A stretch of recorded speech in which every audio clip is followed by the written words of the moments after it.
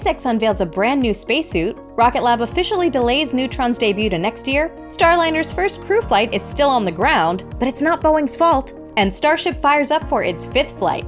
Yes, 5th! I'm Elysia Segal for NSF. It's Friday the 10th of May, and there's much more to come this week in Spaceflight.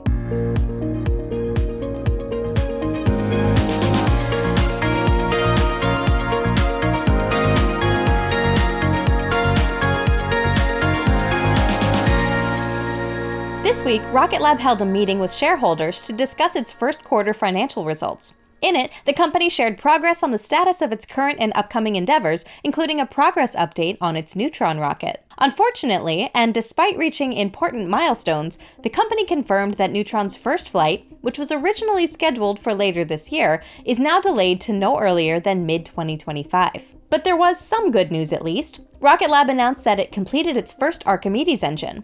The engine is now ready for its test campaign at NASA's Stennis Space Center in Mississippi, where it's been installed on a test stand.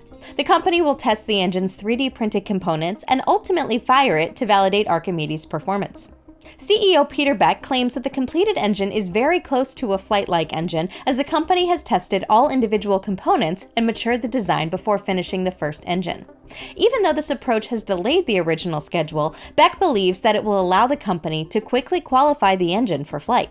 Neutron is powered by 10 Archimedes engines, 9 of which will be installed on the first stage, and a single vacuum-optimized engine will power the rocket's upper stage. The first stage is designed to be reusable, with the company's Archimedes engine being designed to be flown up to 20 times. After showing off Archimedes, Rocket Lab also shared pictures on social media of the large carbon composite parts for Neutron's main structure. The company states that it's completed a test assembly of the upper stage's internal tank structures, and it plans to complete the rocket's fairings in a few weeks. These fairings are attached to the first stage, so they can be reused as one single package. Developing Neutron is certainly a challenge, as demonstrated by the most recent delay. Archimedes is a much larger engine than Electron's Rutherford engine, and the carbon composite structures for Neutron are a lot larger than those on Electron. Once fully developed, Neutron is set to be the largest all-carbon composite rocket ever built. But that's not the only work ongoing for Neutron. Every rocket needs a launch site, and Rocket Lab is building one for this rocket at the Mid-Atlantic Regional Spaceport in Virginia. The company has completed foundations for the launch mount and ground support equipment tanks, and has upgraded the spaceport skyline with a brand new water tower. A few kilometers away, Rocket Lab is working on a final integration facility in which the rockets will be prepared for flight. But it doesn't look finished just quite yet, so a lot more work will be needed to get it ready for operations. A lot has happened so far, but there's still much more work to do before Rocket Lab is ready for Neutron's first flight in 2025. SpaceX has unveiled its shiny new spacesuit for the Polaris Dawn mission, and even though it looks similar to the current one used on Crew Dragon, it hides a lot more than you might think. As you may know, the Polaris Dawn mission will be performing the first commercial spacewalk in history. Now, this will be quite a risky mission, trying out something that no commercial company has ever done before in the past. To this end, SpaceX has developed a brand new EVA, or extravehicular activity, spacesuit that'll be able to protect the crew during the spacewalk outside of the capsule. The current suit used on Crew Dragon is what's normally called an intravehicular activity suit, or an IVA suit. That suit is designed to keep the crew safe and protected in case of a capsule depressurization or fire. When inflated, it doesn't provide much mobility, and its materials don't really provide much protection outside of the capsule. SpaceX's new EVA suit, though, solves these issues and introduces some other cool new features as well.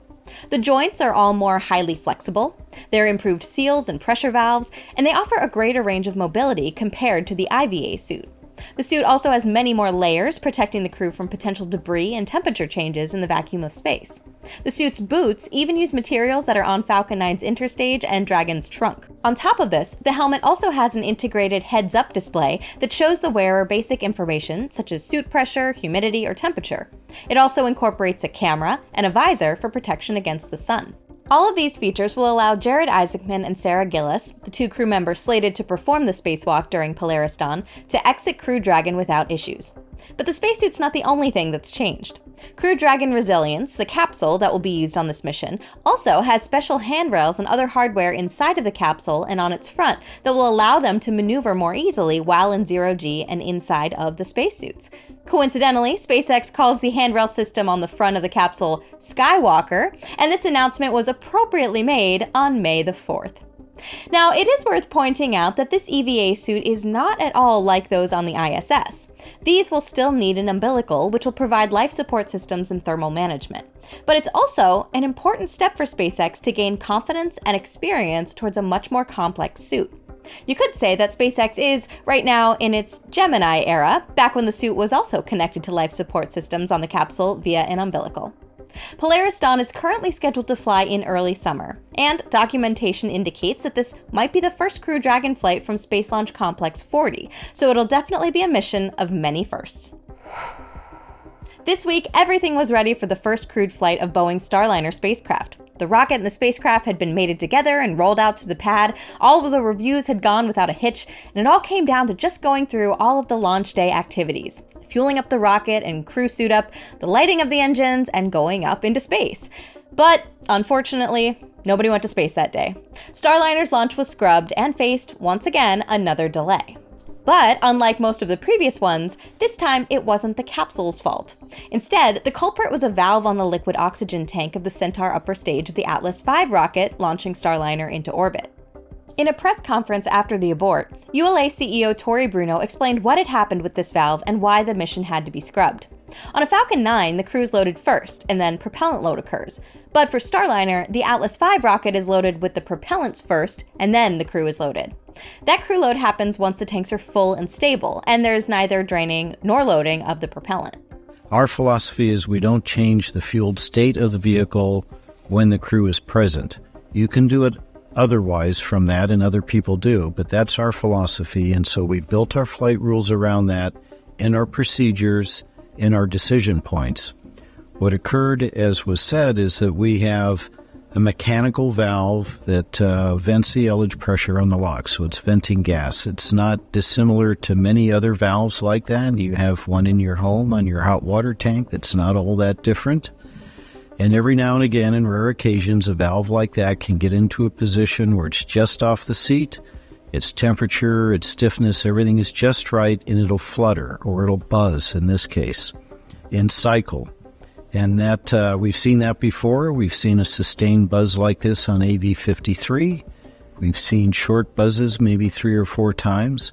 And what you would typically do is activate the solenoid that forces the valve closed, cycling the valve, if you will, and then you turn that off and you let it return, and it almost always stops. It has, in fact, stopped. Once we had the crew off, we cycled the valve and it stopped buzzing. If this were a satellite, that is our standard procedure, and the satellite would already be in orbit. But that changes the state of the fueled Centaur, and we don't do that when people are present. And so our flight rules called for us to scrub and to take the crew off before we cycled that valve. So the whole reason why the abort happened was precisely because of that valve and the flight rules that are related to crewed missions on Atlas V. Bruno explained that one of the main concerns about the fluttering from this valve was that if it wasn't stopped, it could eat into the qualified cycles that the valve can move and prevent them from launching safely. After all, you don't want to launch with a valve that's already exhausted all of its margins, right? If this were to be the case, then the valve would have to be replaced. After carefully looking at all of the data, ULA engineers decided to roll back Atlas V and Starliner to change out the valve because of this potential issue. Even though this will be the 100th flight of Atlas V, it's always important to remain cautious, especially when people are involved. NASA, Boeing, and ULA are now targeting the launch of Starliner's crew flight test mission no earlier than May 17th at 22:16 UTC. Starship is getting ready for its 5th flight. Wait, has it even done its 4th flight yet? Well, it's been almost 2 months since the 3rd flight of Starship, and turns out SpaceX is getting way ahead of the game and has already fired up Ship 30, the upper stage for the 5th integrated flight of Starship. A first attempt at this test took place on May 7th, but it was aborted well into the propellant load of the vehicle and just a few minutes before the test was expected to happen. Now, luckily, we didn't have to wait a long time for a repeat, and on May 8th, Ship 30 ignited its 6 Raptor engines, preparing the vehicle for flight. It's interesting to see that for this one, SpaceX did not perform a spin prime test ahead of the static fire test, as it has been doing for pretty much every past ship prototype vehicle since Starhopper. The only other vehicles to skip a spin prime test before its static fire were Booster 10 and Booster 11, which only underwent one single engine test before flight. That said, it's not clear whether this will be the last test this vehicle will perform before flight.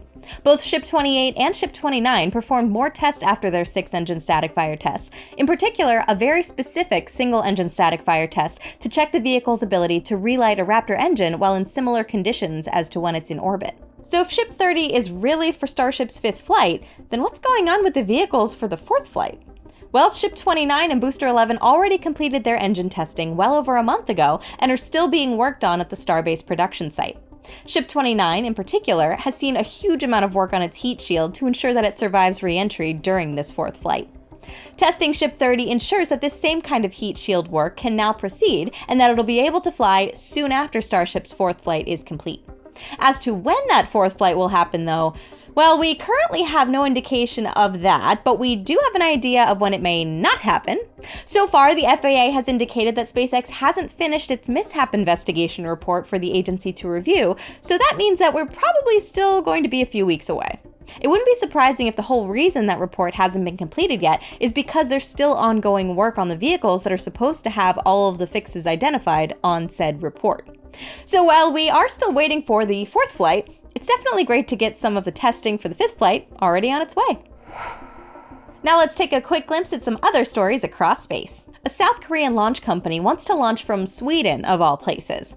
The Swedish Space Corporation and South Korean rocket company Perigee Aerospace have announced an agreement to launch the first orbital rocket from Sweden. The rocket, a small sat launcher called Blue Whale 1, will launch no earlier than 2025 from the Esrange Space Center in northern Sweden. Esrange has been the launch site for hundreds of suborbital sounding rockets since it opened in the 1960s and is now awaiting its first orbital launch. Like Esrange, Perigee also started with sounding rockets, but it's now working on its first orbital rocket, Blue Whale 1. This methane-powered rocket is a small-sat launcher made out of carbon composites, and it's capable of lifting 200 kilograms into a sun-synchronous orbit. On top of that, it's also designed with a fully reusable first stage. Perigee hopes to reach orbit next year, although that first launch will be from South Korea. Soon after that, the company plans to start operations at Esrange. Perigee claims the sparsely populated area around Esrange means that they can launch with only a small dogleg maneuver compared to its launch site in South Korea, enabling the company to get the full performance out of the rocket. The James Webb Space Telescope has discovered hints of an atmosphere around a rocky exoplanet called 55 Cancri E, also known as Janssen. The planet is 41 light-years from Earth and orbits a star slightly cooler and dimmer than the Sun. It may sound like a cool place to visit, but it's actually very, very hot. And that's because, while the planet is nearly twice the size of Earth, it's about 25 times closer to its star than Mercury is to the Sun. That's so close that the planet's rocky surface is likely an ocean of magma. The planet is so hot that scientists previously thought that its atmosphere could even be made of vaporized rock. To study 55 Cancri E, Webb observed the planet's star when the planet passed behind it for a few hours. This way, scientists got two different light signals, one from the light of the star on its own, and one with the combination of the starlight and the light reflected by the planet. When the scientists analyzed how these signals differed, they found that the atmosphere probably contains carbon monoxide or carbon dioxide. On top of that, the atmosphere is a lot cooler than expected. Given this, scientists have now concluded that while this planet is very hot, its atmosphere is not made from vaporized rock. Webb just loves to bust our theories and models and continues to inspire us with new ideas. This week, Blue Origin showed off the thrusters that'll be part of the reaction control system of the first Blue Moon Mk1 lander. The company shared a picture of these thrusters on social media, saying that these have now passed acceptance testing and are ready to be installed on the lander. This first lander will be a precursor to the much larger Blue Moon Mk2 lander, a version of which will be used as a human landing system as part of NASA's Artemis program. The thrusters, just like the main engines on the lander, also use hydrogen and oxygen as propellants, but instead of them being in a liquid state, they're used in their gaseous state. This means that they can share resources instead of needing a completely different propellant to load on the vehicle, and in the future, this lander could be refilled on the moon via in-situ resource utilization. Blue Origin wants to launch this first Mk1 lander next year on its New Glenn rocket, so there's going to have to be a lot more to complete than just the thrusters. But here's hoping that we see a lot more about it in the near future. Now let's go over all of the traffic in space during the past week and see what's coming up next week in Spaceflight. Starting off the week, we had the launch of China's Chang'e 6 mission, which aims to return samples from the far side of the moon. Liftoff of the Changzheng 5 rocket for this mission took place on May 3rd at 9:27 UTC from the Wenchang space launch site. The rocket's second stage successfully inserted Chang'e 6 into a translunar injection, with the spacecraft separating from the rocket about 37 minutes after launch. Chang'e 6 then inserted itself into lunar orbit on May 8th at 2:12 UTC, setting the stage for China's most ambitious lunar mission so far. While it's not the first time that the country has attempted a lunar sample return mission, this time it has the added complexity of taking place on the far side of the moon. It's because of this that China launched Qichao 2, a relay communications satellite, towards the moon about a month and a half ago.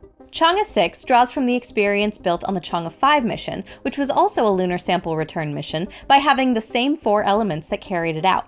The first element is the orbital module, which was the one that carried out the big lunar orbit insertion burn. It also provides power and propulsion to the rest of the elements while they're still joined. Once closer to landing in early June, the lander portion of the spacecraft will separate and land at the Apollo Basin, the target landing location for this mission. Once on the surface, it'll drill into the ground and scoop up 2 kilograms of sample material to load onto the ascent stage of the lander. This ascent stage will then lift off from the moon, dock with the orbital module, and transfer the samples to a re-entry capsule. The orbital module will then head back to Earth and separate the re-entry module for a landing in the Inner Mongolia Desert. While this is a Chinese mission, it carries payloads from other countries. Pakistan is flying its iCube-Q CubeSat, which has already been deployed at the time of this recording. Italy also has a laser retroreflector as payload on board the lander stage, Sweden has an instrument to measure and study negative ions on the lunar surface, and France has provided an instrument to detect radon outgassing from the moon's crust. This is also not the only lunar mission that China is planning, as the country is preparing for the Chang'e 7 and Chang'e 8 missions later in the decade. These will be more focused on the lunar south pole of the moon and the search for and use of ice in the shadowed craters that exist there. China aims to land its first astronauts on the moon by the end of the decade and to set up a lunar research base by the mid-2030s. This week, we also had a Falcon 9 launch on May 6th at 1814 UTC, taking place from Space Launch Complex 40 in Florida. The rocket was carrying another batch of 23 Starlink V2 mini satellites into low Earth orbit. The first stage for this mission, B-1069, was flying for a 15th time, becoming the 8th booster to fly that many times. It successfully landed on SpaceX's drone ship. Just read the instructions. While we didn't have a crew flight debut this week, we did have a rocket debut. The first Changzheng 6C rocket launch took place on May 7th at 3:21 UTC from Launch Complex 9A at the Taiyuan Satellite Launch Center. The rocket was carrying 4 Earth observation satellites into a sun-synchronous orbit. 2 of them were synthetic aperture radar satellites, and the other 2 were optical imaging satellites. The Changzheng 6C is a modified version of the Changzheng 6 rocket, carrying 2 YF-100 engines instead of 1. This rocket is also capable of lifting 2 tons into a 700-kilometer sun-synchronous orbit, compared to 1 ton on the Changzheng 6. The second launch from SpaceX this week took place from historic Launch Complex 39A, and this time it was another Starlink. We've had quite a star week here at NSF with Starliner, Starship, and Starlink. Liftoff took place on May 8th at 1842 UTC, sending another 23 Starlink V2 mini satellites into low Earth orbit. This was the third flight of B-1083, which successfully landed on SpaceX's drone ship, a shortfall of Gravitas. This booster's next flight might be an interesting one to look out for, though, as Polaris Dawn's commander and pilot were very interested in the fate of it during this mission. You can make your own conclusions from that. From the other side of the world, we had the launch of a Changzheng 3BE on May 9th at 1:43 UTC. The rocket was carrying 2 experimental communication satellites to medium Earth orbit, also known as MEO. These satellites are part of China's first MEO broadband satellite constellation, a project similar to SES's O3B constellation. These first 2 satellites, dubbed Jihui Tianwang 1, which means Smart Skynet 1, are equipped with technology that will be used on the full constellation of satellites, which will start launching later in the year. And to wrap up the week, we had another Falcon 9 launch taking place from Vandenberg just last night. This one was also carrying Starlink satellites, but 13 out of the 20 on board were Starlink direct-to-cell satellites. The first stage for this mission, B-1082, was flying for a 4th time, and it successfully landed on SpaceX's drone ship, Of Course I Still Love You. With the 3 Starlink launches this week, SpaceX has launched a total of 6,393 satellites, of which 415 have re-entered and 5,233 have moved into their operational orbit. Coming up next week, we'll have the launch of a Chang Zheng 4C rocket from China carrying a yet unknown payload. The 34-minute launch window is set to open on May 11th at 23:34 UTC. After that, we'll have 2 Starlink launches back-to-back, with the first one taking place from Florida. The 4-hour launch window is set to open on May 13th at 11 minutes past midnight UTC. The second one will take place from Vandenberg and will also feature Starlink direct-to-cell satellites. The 4-hour launch window for that one is planned to open on May 14th at 16:29 UTC. And that's your weekly update of spaceflight news. We'll see you all again next week to recap This Week in Spaceflight.